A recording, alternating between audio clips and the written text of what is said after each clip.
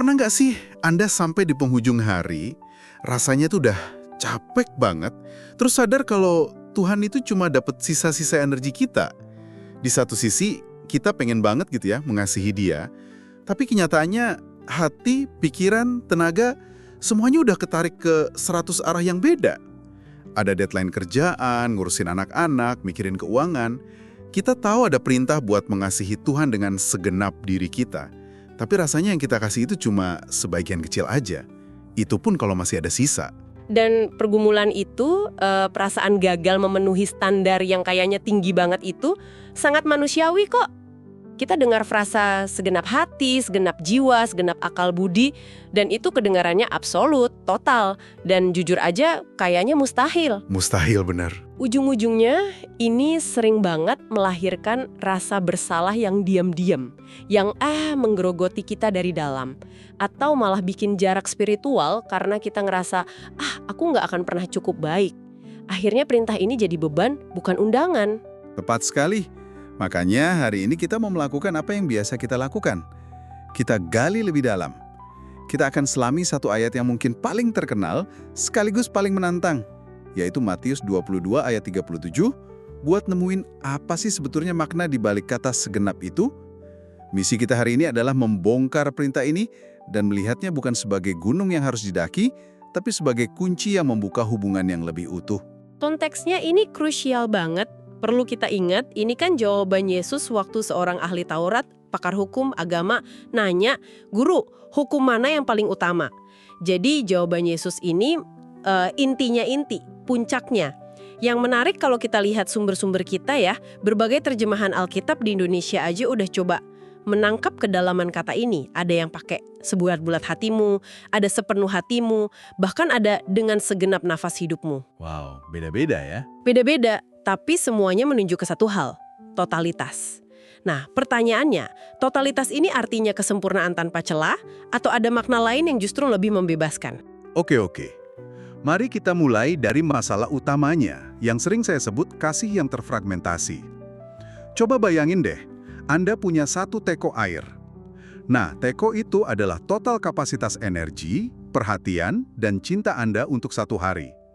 Terus di depan Anda ada banyak gelas. Ada gelas pekerjaan, gelas keluarga, pasangan, hobi, kesehatan, dan di paling ujung sana ada gelas Tuhan. Kita coba adilkan, kita tuang sedikit ke sini, sedikit ke sana, tapi hasilnya apa?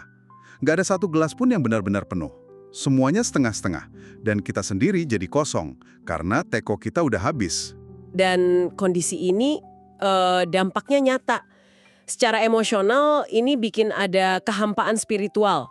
Kita bisa aja melakukan semua kegiatan rohani, ke gereja, berdoa, baca Alkitab. Tapi di dalam hati tuh rasanya ada yang kurang. Ada perasaan kayak, gini doang ya? Kita jadi ngerasa nggak cukup baik. Dan yang lebih parah, hidup rohani kita jadi kayak daftar kewajiban yang harus dicentang, bukan hubungan yang hidup. Jadi cuma rutinitas aja ya? Nggak ada nyawanya? Betul. Secara spiritual, hubungan kita sama Tuhan jadi dangkal. Transaksional? Benar. Kita jadi kehilangan sukacita dan damai yang harusnya datang dari hubungan itu. Jadi, gimana caranya kita keluar dari siklus ini?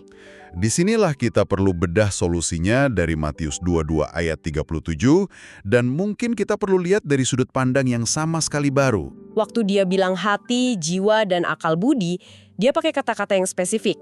Hati atau kardia dalam budaya Yahudi itu bukan cuma pusat emosi, tapi juga pusat kehendak dan keputusan. Oh, pusat keputusan ya? Betul. Terus jiwa atau psyche itu esensi kehidupan kita, nafas kita, kepribadian kita, dorongan kita yang paling dalam. Dan akal budi atau dianoia itu kapasitas kita buat berpikir, memahami, dan merenung. Wah, tunggu dulu. Jadi ini jauh lebih dari sekedar perasaan hangat di dada ya. Waktu Yesus nyebutin 3 hal itu, dia secara sistematis mengklaim setiap bagian dari diri kita. Kehendak kita, nafas hidup kita, dan pikiran kita. Nggak ada sudut yang tersisa. Persis. Ini bukan perintah emosional. Ini perintah eksistensial tentang keseluruhan diri kita. Nah, itu dia. Ini panggilan untuk integrasi, bukan fragmentasi. Tuhan nggak minta gelas yang paling besar di antara gelas-gelas lain. Dia menawarkan dirinya sebagai teko itu sendiri. Sumber air yang mengisi semua gelas lewat satu titik pusat. Dan ini membawa kita ke pergeseran paradigma yang pertama. Poin kuncinya adalah, kasih kita kepada Tuhan itu sebuah respons, bukan inisiasi. Oke, respons bukan inisiasi, itu kedengarannya penting. Coba jelaskan lebih lanjut. Soalnya jujur aja, selama ini saya ngerasa harus menginisiasi. Harus berusaha lebih keras gitu buat mengasihi Tuhan. Dan disitulah letak bebannya. Saya kutip langsung ya dari catatan yang kita pakai. Kasih kita hendaknya merupakan kasih yang dibangkitkan oleh kasihnya kepada kita, yang menyebabkan dia mengutus anaknya. Ini membalikkan segalanya. Perintah ini nggak dimulai dari kekuatan kita yang terbatas. Kita nggak diminta buat memompa atau menciptakan perasaan kasih ini dari nol. Sebaliknya, kita diundang untuk berhenti, melihat, dan merespon kasih Tuhan yang tak terbatas, yang udah dia tunjukkan lebih dulu. Kalau gitu, ini artinya kegagalan kita buat merasa mengasihi Tuhan setiap saat, itu bukan dosa utamanya dong. Mungkin dosa utamanya adalah kita lupa atau gagal merenungkan betapa besarnya kita udah dikasihi sama Dia. Apa gitu cara membacanya? Anda menangkap esensinya dengan sempurna. Titik awalnya bukan bertanya, seberapa besar cintaku pada Tuhan hari ini, tapi apakah aku udah sadar betapa besarnya cinta Tuhan padaku hari ini? Pergeseran ini memindahkan beban dari pundak kita ke salib Kristus. Semakin kita renungkan kasih-Nya yang tanpa syarat, yang ngejar kita bahkan waktu kita menjauh, semakin alami kasih kita akan mengalir sebagai balasan. Ini bukan soal memaksakan emosi, tapi membalas anugerah. Kasih-Nya itu bahan bakarnya. Kasih kita itu mesin yang dinyalakan sama bahan bakar itu. Wah, ini bikin perintah itu kedengeran jauh lebih mungkin buat dilakuin. Bukan lagi gunung terjal yang harus didaki pakai kekuatan sendiri, tapi lebih kayak perahu yang didorong arus kasih Tuhan yang kuat. Tugas kita cuma naikin layarnya aja. Tapi di sini muncul pertanyaan praktis. Gimana cara naikin layar itu setiap hari? Terutama pas arus hidup rasanya narik kita ke arah yang berlawanan. Pertanyaan yang bagus banget. Dan itu membawa kita ke pergeseran paradigma yang kedua. Kasih yang segenap ini adalah sebuah sikap aktif dan keputusan terarah, bukan sekedar perasaan pasif. Catatan yang kita punya menekankan kalau kasih ini menuntut sikap hormat dan penghargaan kepada Allah. Dari sikap hormat itu, baru muncul tindakan. Oke, saya ngerti konsepnya. Tapi ini kedengaran agak bahaya nggak sih? Kalau cinta itu adalah tindakan, bukannya itu berarti kita balik lagi ke jebakan kinerja? Merasa kita harus terus-terusan berkinerja buat buktiin cinta kita ke Tuhan? Anugerahnya di mana dong? Nah, itu ketegangan yang krusial. Dan jawabannya ada di perbedaan antara kinerja dan ketaatan. Kinerja itu lahir dari rasa takut dan keinginan untuk mendapatkan sesuatu. Ketaatan lahir dari rasa cinta dan syukur atas apa yang udah diterima. Kinerja bilang, aku lakuin ini supaya Tuhan mengasihiku. Ketaatan bilang, aku lakuin ini karena Tuhan udah mengasihiku. Jadi ini bukan soal nambahin daftar tugas, tapi mengubah motivasi di balik semua tugas yang udah ada. Ini mengubah fokus pertanyaan di dalam diri kita dari apa yang aku rasakan untuk Tuhan hari ini, jadi ke arah mana aku mengarahkan hidupku hari ini sebagai respons atas kasih-Nya. Tepat. Dan di sini ada sumber kita yang lain, sebuah artikel dari seorang teolog modern yang ngasih dimensi yang menarik banget. Dia bilang, di abad pertama, perintah ini punya muatan sosial dan politis yang sangat kuat. Mengasihi Allah dengan segenap kekuatan, itu artinya secara aktif menolak untuk mendewakan kaisar, menolak mendewakan kekayaan, atau menolak mendewakan status sosial. Wow, itu nambahin lapisan yang sama sekali baru. Jadi ketaatan itu bukan cuma soal moralitas pribadi kayak jangan bohong atau jangan mencuri ya. Saat kita hari ini milih buat jujur dalam laporan pajak kita, padahal ada celah buat curang, itu bukan sekedar tindakan moral. Itu adalah sebuah pernyataan politis spiritual kecil yang bilang, loyalitas tertinggiku bukan pada untung finansial, tapi pada Tuhanku. Saat kita milih buat mengampuni orang yang nyakitin kita, kita mendeklarasikan kalau standar kerajaan Allah lebih tinggi dari standar balas dendam dunia. Sekarang saya paham. Ini nyambungin pilihan-pilihan kecil sehari-hari ke gambaran yang jauh lebih besar. Kesetiaan dalam hal-hal kecil jadi wujud nyata dari kasih kita yang total. Ini kasih yang teruji, bukan cuma perasaan hangat di hati, tapi keputusan konkret yang kita buat setiap jam. Ini cinta yang beraksi. Bener. Saya ingat dulu pernah kejebak di siklus rasa bersalah ini bertahun-tahun. Setiap malam rasanya gagal terus.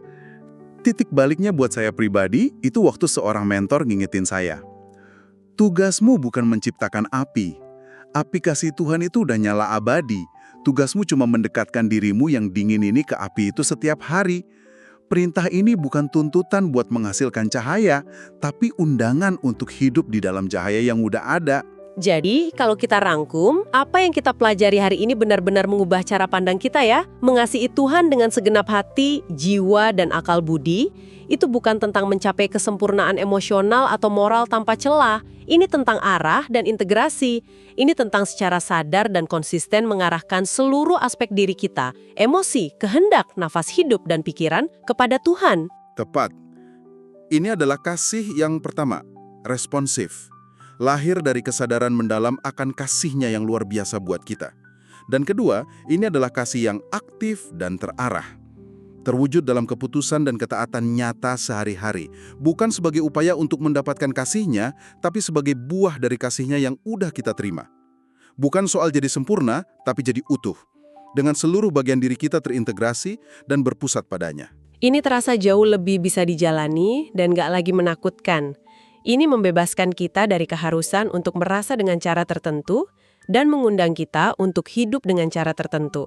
Dan mungkin sebagai pemikiran penutup untuk Anda renungkan, kita bisa coba ubah pertanyaan yang kita ajukan ke diri sendiri di akhir hari. Selama ini kita mungkin nanya, apakah aku udah cukup mengasihi Tuhan hari ini? Pertanyaan itu kan, seperti yang kita bahas, seringnya bikin kita ngerasa bersalah, karena jawabannya hampir selalu nggak cukup. Iya, betul.